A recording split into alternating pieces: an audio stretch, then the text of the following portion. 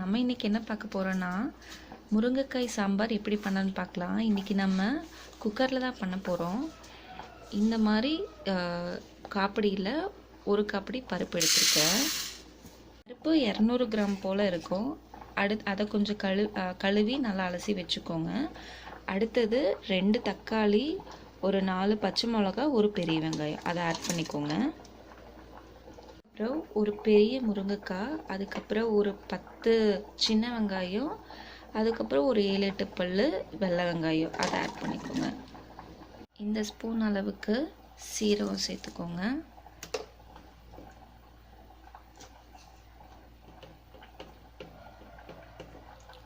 அப்புறம் ஒரு 1/4 டீஸ்பூன் போல் மஞ்சள் தூள் சேர்த்துக்கோங்க. 1 ஸ்பூன் அளவுக்கு சாம்பார் தூள் ஆட் பண்ணிக்கோங்க.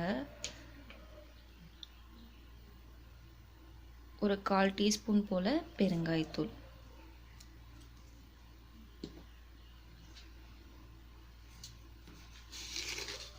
அதுக்கப்புறம் தேவைக்கேற்ப உப்பு ஆட் பண்ணிக்கோங்க. அதுக்கப்புறம் ஒரு சொம்பு போல் இந்த சொம்பு அளவுக்கு ஒரு சொம்பு போல் தண்ணி ஊற்றிக்கோங்க. தண்ணி ஊற்றி மிக்ஸ் பண்ணிட்டு கொஞ்சம் போல் ஆயில் விட்டுக்கோங்க. நார்மல் நம்ம வீட்டு சமையலுக்கு யூஸ் பண்ணுற ஆயில் கொஞ்சம் ஆட் பண்ணிக்கோங்க. இப்போ குக்கர் மூடி போட்டுட்டு ஒரு 2 விசில் போல் நம்ம வச்சிடலாம்.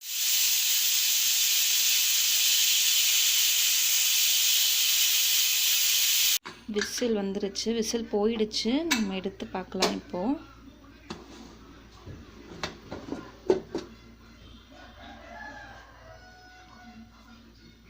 இப்போ இந்த முருங்கைக்காய் மட்டும் தனியாக எடுத்து வச்சுக்கோங்க.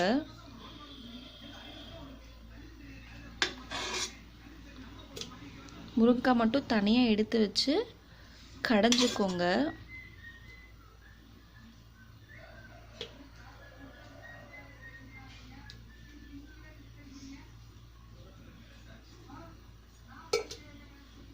தனியாக முருங்கைக்காய் போட்டிருந்த அந்த சட்டியில் நம்ம கடைஞ்சி வச்சுருந்த பருப்பை ஆட் பண்ணிக்கலாம்.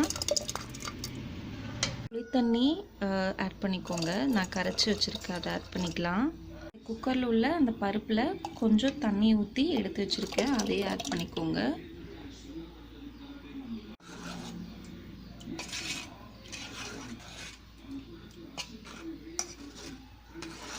தண்ணியை ஊற்றிட்டு கொஞ்சம் போல் கொதிக்க வச்சுக்கோங்க. ஏன்னா நம்ம புளி தண்ணி ஊற்றிருக்கோம் இல்லையா, அதனால் ஒரு 5 மினிட்ஸ் போல் கொதிக்க விட்டுக்கோங்க. அதுக்கப்புறம் நம்ம தாளிக்கலாம் குழம்ப. உப்பு கரெக்டாக இருக்கான்னு செக் பண்ணிக்கோங்க.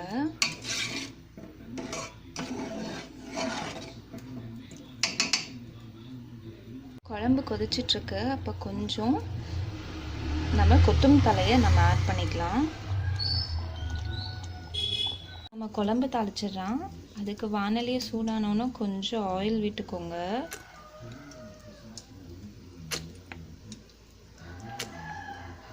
கொஞ்சோன்னு கடுகு ஆட் பண்ணிக்கோங்க.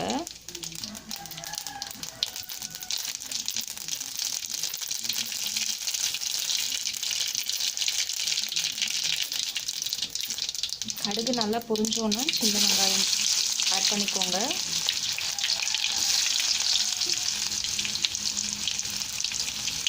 கொஞ்சம் கருவேப்பிலை.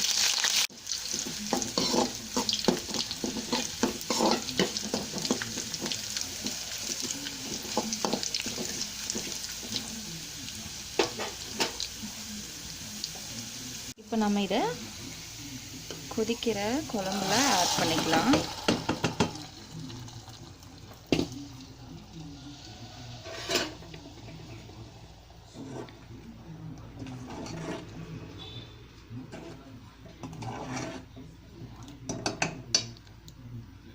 நம்ம சுவையான முருங்கைக்காய் சாம்பார் ரெடி ஆயிடுச்சு. இப்போ ஆஃப் பண்ணி நீங்கள் பரிமாறலாம்.